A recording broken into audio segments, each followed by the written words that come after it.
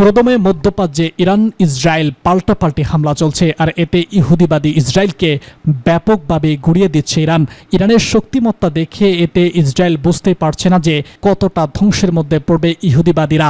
এই মুহূর্তে আমাদের হাতে এসেছে গুরুত্বপূর্ণ তাজা আপডেট সংবাদ। প্রথমে জানাবো, ইসরায়েলের দিকে নতুন ক্ষেপণাস্ত্র ছুড়েছে ইরান।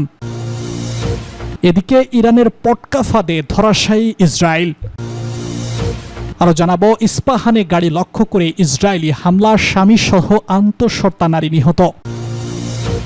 জানিয়ে দিব, আমেরিকার সঙ্গে লড়াইয়ের জন্য সামরিক সক্ষমতা সংরক্ষিত রাখছে ইরান। সর্বশেষ জানাবো, ইরান নিয়ে আমি কি করতে যাচ্ছি কেউ জানে না, বলছে ট্রাম্প। ইসরায়েলের দিকে নতুন ক্ষেপণাস্ত্র ছুড়েছে ইরান। ইসরায়েলের দিকে নতুন ধরনের ক্ষেপণাস্ত্র ছুড়েছে ইরান। এ সময় ইরান থেকে যাওয়ার সময় বিভিন্ন দৃশ্য দেখা গেছে। এই তথ্য জানিয়েছে আল জাজিরা। এক সংক্ষিপ্ত বিবৃতিতে সেনাবাহিনী জানিয়েছে, ইসরায়েলের প্রতিরক্ষা ব্যবস্থা ক্ষেপণাস্ত্রগুলোকে প্রতিহত করার জন্য কাজ করছে। ইসরায়েলের জনগণকে আশ্রয় কেন্দ্রে যাওয়ার নির্দেশও দিয়েছে। সেনাবাহিনী আরও জানিয়েছে যে স্পষ্ট নির্দেশ পেলেই কেবল লোকজন সুরক্ষিত স্থান ত্যাগ করতে পারবে। এর আগে যুক্তরাষ্ট্রে ইরানের হামলা হবে কিনা এ প্রসঙ্গে যুক্তরাষ্ট্রের প্রেসিডেন্ট ডোনাল্ড ট্রাম্প বলেছেন, আমি এটা করতে পারি আবার নাও করতে পারি। হোয়াইট হাউসের লেনে সাংবাদিকদের সঙ্গে আলাপকালে সাংবাদিক প্রেসিডেন্ট এসব কথা বলেন। এর কয়েক ঘন্টা পরে ইরান অদ্ভুত ধরনের ক্ষেপণাস্ত্র হামলা চালায়।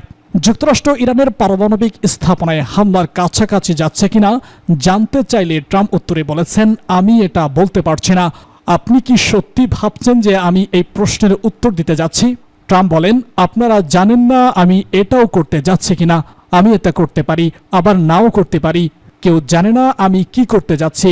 ইরান অনেক সমস্যায় পড়েছে উল্লেখ করে ট্রাম্প বলেছেন, এবং তারা আলোচনা করতে চায়। আর আমি বলেছিলাম, কেন তোমরা আগে আমার সঙ্গে আলোচনা করনি? এত সব মৃত্যু ও ধ্বংসের আগে কেন তোমরা আলোচনা করনি? ইরানের পটকা ফাঁদে ধরাশায়ী ইসরায়েল। ইরানের পটকা ফাঁদে পড়েছে ইসরায়েল।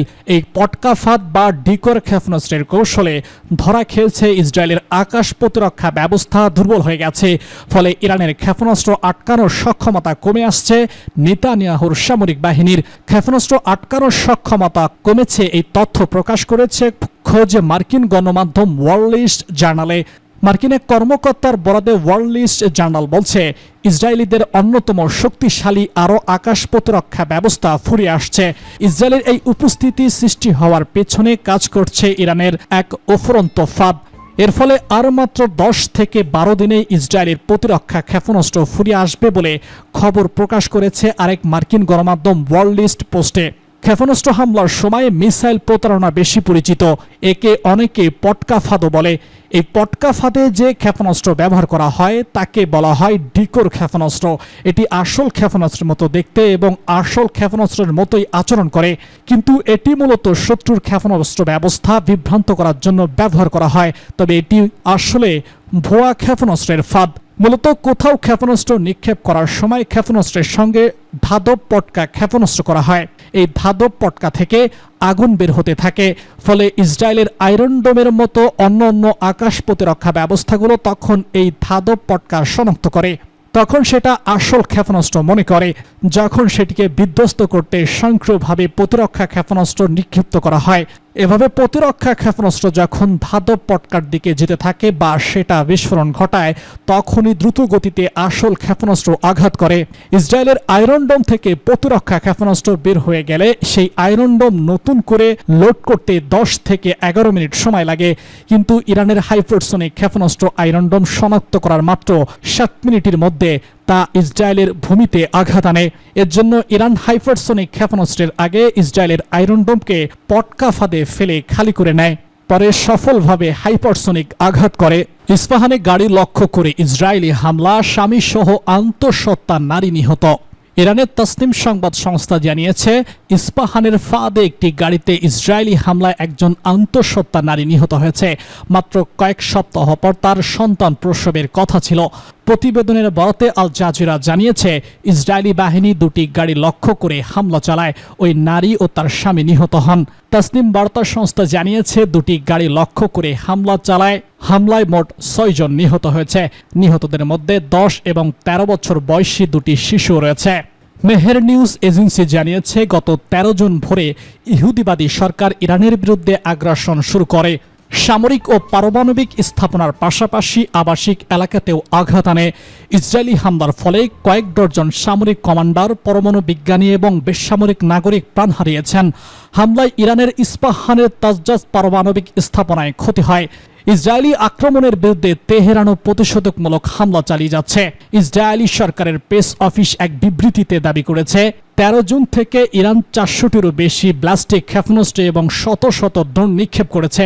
অপরদিকে ইরান জানিয়েছে, ইসরায়েলি হামলায় ইরানে ৮৮৫ জন নিহত এবং ১৩০০ জনের বেশি আহত হয়েছেন। নিহতদের অর্ধেকেরও বেশি বেসামরিক নাগরিক। আমেরিকার সঙ্গে লড়ার জন্য সামরিক সক্ষমতা সংরক্ষিত রাখছে ইরান। ইসরায়েল হামলা পাল্টা হামলায় আরও তীব্র হয়ে উঠেছে। এই সংঘাতে যুক্তরাষ্ট্র সরাসরি জড়িয়ে পড়তে পারে বলে আশঙ্কা তৈরি হয়েছে। ফলে পরিস্থিতি দ্রুত আরও উত্তপ্ত হয়ে উঠছে এবং তা যে কোনো সময় আঞ্চলিক যুদ্ধে রূপ নিতে পারে বলে সতর্ক করছেন বিশ্লেষকরা। মধ্যপ্রাচ্য কৌশলগত গবেষণা কেন্দ্রের বিশেষ আব্বাস সালামি আল জাজিরাকে দেওয়া এক সাক্ষাৎকারে বলেছেন, যুদ্ধের পরিধি ক্রমেশই বাড়ছে। যদি যুক্তরাষ্ট্র সরাসরি হস্তক্ষেপ করে তাহলে এটি নতুন এক পর্যায়ের আঞ্চলিক সংঘাতে রূপ নিতে পারে, যার প্রভাব শুধু সংশ্লিষ্ট দেশগুলোর মধ্যেই সীমাবদ্ধ থাকবে না। পারস্যের হরমুজ প্রণালী ইরানের একটি কৌশলগত শক্তি উল্লেখ করে সালামি বলেছেন, আন্তর্জাতিক গুরুত্বপূর্ণ এই জলপথে ইরানের শক্ত অবস্থান রয়েছে। ইরান এখনও হরমুজ প্রণালীকে অস্ত্র হিসেবে ব্যবহার করেনি, এমনকি সামরিক শক্তির পুরো অংশ মাঠে নামায়নি। তিনি আরও জানান, তেহরান ইচ্ছাকৃতভাবে কিছু সামরিক সক্ষমতা সুরক্ষিত রেখেছে যেন যুক্তরাষ্ট্র সরাসরি লড়াইয়ে জড়িয়ে পড়লে সেগুলো ব্যবহার করা যায়। আসলানের ভাষায়, যুক্তরাষ্ট্র যদি সরাসরি সংঘাতে জড়ায় তবে ইরান অবিলম্বে নতুন এক আঘাত শুরু করবে। এই পর্বে তেহরানের লক্ষ্য হবে যুক্তরাষ্ট্রের আঞ্চলিক স্বার্থ এবং সামরিক ঘাঁটিগুলো। তিনি সতর্ক করে বলেন, যুক্তরাষ্ট্রের হস্তক্ষেপ করলেই পাল্টা হামলা চালাবে ইরান। তিনি আশঙ্কা প্রকাশ করেন, এই সংঘাতে শুধু ইরান যুক্তরাষ্ট্র নয় বরং পুরো মধ্য অঞ্চল জুড়ে আরও অনেক ক্ষতি হতে পারে। বিশ্লেষকদের মতে, এই অবস্থায় কূটনীতিক সমাধানের পথ খোলা রাখা এবং উত্তেজনা প্রশমন হবেই আন্তর্জাতিক সম্প্রদায়ের প্রধান দায়িত্ব। ইরান নিয়ে আমি কি করতে যাচ্ছি কেউ জানে না, বলছে ট্রাম্প। যুক্তরাষ্ট্র ইরানে হামলা করবে কিনা এ প্রসঙ্গে যুক্তরাষ্ট্রের প্রেসিডেন্ট ডোনাল্ড ট্রাম্প বলেন, আমি এটা করতে পারি আবার নাও করতে পারি। হোয়াইট হাউসের লেনে সাংবাদিকদের সঙ্গে আলাপকালে মার্কিন প্রেসিডেন্ট এসব কথা বলেন। এ তথ্য জানিয়েছে সংবাদ সংস্থা আল জাজিরা। এ সময় যুক্তরাষ্ট্রের ইরানের পারমাণবিক স্থাপনায় হামলার কাছাকাছি যাচ্ছে কিনা জানতে চাইলে উত্তরে বলেন, আমি এটা বলতে পারি না। আপনি কি সত্যি ভাবছেন যে আমি এই প্রশ্নের উত্তর দিতে যাচ্ছি? ট্রাম্প বলেন, আপনারা জানেন না আমি এটাও করতে যাচ্ছি কিনা। আমি এটা করতে পারি আবার নাও করতে পারি, মানে কেউ জানে না আমি কি করতে যাচ্ছি।